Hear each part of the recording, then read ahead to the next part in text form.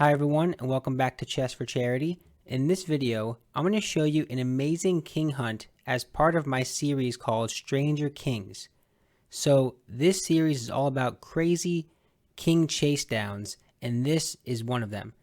If you want to take a second to just examine this position, see what you can come up with, just to make sure you understand these pawns are going up the board, these pawns are going down the board, just to give you a sense. This pawn is promoting if you want to, this pawn can promote if you want to.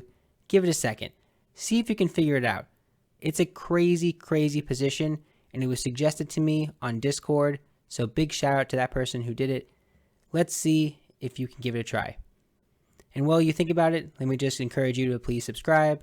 Half of the income that I earn in this channel goes directly to charity, so every like, every subscriber helps me out a lot. Okay, let's get into it. So this king is running short on squares, and the first move in this position is to bring the queen in with check. And it's just going to be a running around of the king. Okay, king d8. Check. King c7. Check. You might see the king is just running along these dark squares. And I can keep checking the king. Right? And these are all forced moves. The king has to go to b4 in this case. Now, I have a few checks. Only one of them is sensible. And then after the king goes to c3, now you might think I have a couple of options. I can give you check on a1. I can give you check on c3. I can even back up and give you check, although that is covered by the knight currently. So if you go a1, the bishop can drop back. And remember, black is currently threatening checkmate of their own. So you have to continue the checks. So queen b3. Okay, the king continues to run around. Queen d3. And now we're almost getting back to the position that we started with, right? King f6. After queen takes pawn. Now this position looks pretty familiar. So are we just going to run the king around all day? Is it just going to be this big rectangle here? Well, not quite. And this is why this puzzle is amazing, because you're running the king around, but it's also for a good reason. So let's show why. So king f7 check. Or sorry, queen f7 check. King runs around. We're going in circles. Or I should say rectangles. Okay. Now here's where it starts to get fun. The king is going, again, toward the middle. We're forcing them toward the middle. But now, after king e5, I have another way to give check, which is with this knight. This knight can hop in. And I'll go back and I'll look at all the different ways that black can capture this knight. But right now, the move is knight g4. Bang. Now you might wonder, okay, what's this doing? It can be captured in two different ways, or the king can just move. So the main line is when the g rook captures. Let me just give you a sense of what happens if the other pieces capture. So just for example, if the h rook captures, this is actually a mate in 5 because this rook was pinned to this queen. So I can run the king around in the same fashion as before. Okay, king f6. Now that's check. And then this is going to be mate really quickly. Something like this would do. Here and then here. Right, that would do. So you can't take with the h rook. Right, that's the point of that.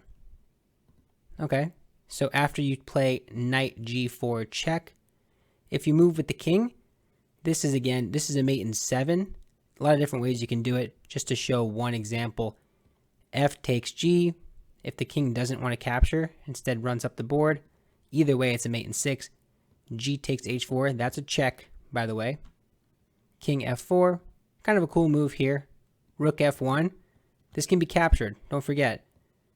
But it's not going to matter, because this is going to be mate. Right? Nice little mate there. Okay. So that's the point of those. Let's talk about the main line. The main line is what happens when the g rook takes. Well, it's still mate, but it's going to be mate in 28 moves, which this whole puzzle is a mate in 47, so that gives you a sense of just how amazing this puzzle is. Okay, queen d5 check. We go around the circle again, the rectangle again. I'll go a little faster if my mouse can keep up. Now, what's the point of this move? Well, here's what's so cool. After king b4, and I give this check. Now, this g rook went here, which means it gave me the option now to capture here. And you might say, okay, what's the point? After king c3, I can capture on e3. Now you might say, Frank, I don't even understand what you're saying. I can just capture that back. And I would say, yes, you can. But let's see what that opens up. Maybe you see the hint that I'm giving you. Okay, let's run the king around again. We run the king around and around and around. So again, I'm trying to go fast. I would like to not bore you, but hopefully you see the amazing pattern. It's a nice cyclical puzzle. Okay, now we're getting somewhere. Check. There. Check. Now the king comes forward. Okay, do you see what you do? Do you check here? No, of course not. You check with the rook. You bring another piece into the action. King c3. Let me ask you a question. Where's the best check? Do I check with the rook? Do I check with the queen? On the diagonal? On the straightaway? How do I check? Where do I check? Take a second if you want to. This is a bit more of a manageable puzzle. So the only move here is actually queen a3 check. You can try other moves, but remember, this is scary here. Got to be careful. So just for example, if I play queen a1 check, king d2, it looks crazy, but it's actually pretty safe here. Remember that they're threatening to promote, they're threatening checkmate. Well, right now they're not because the queen is covering, but you get the idea. This is pretty much a win for black. Can you believe that? So it's saying best move in the position is to promote to a queen, and then after the e knight takes on d8, you're not mating this king, surprisingly. Okay, let's go back. Kind of a cool variation. So queen a3 is the only check that works. King d4, queen d3 check, and again, we're just running the king around. Check, check, here, and now what's going to happen? How is this going to end? Well, we had to clear out this rook, so now let's use it. Here, here, and now you go here, you go there. Well, if you go here, what are you doing? You're letting the king out. Simple mate. Just mate with the queen. This rook is guarding the b file. That's it. Can you imagine this position happening in a real game or something like that? It's crazy. So just to make sure you understand the point, the whole going all the way back, we have to give check with this knight to remove this rook. That allows me to have this rook on h3 capture this e3 pawn, which then allows this bishop on c1 to get out of the way so that the rook on g1 can come in. Hopefully that makes sense. If you want to see it in fast motion, just take a look at the beauty of it.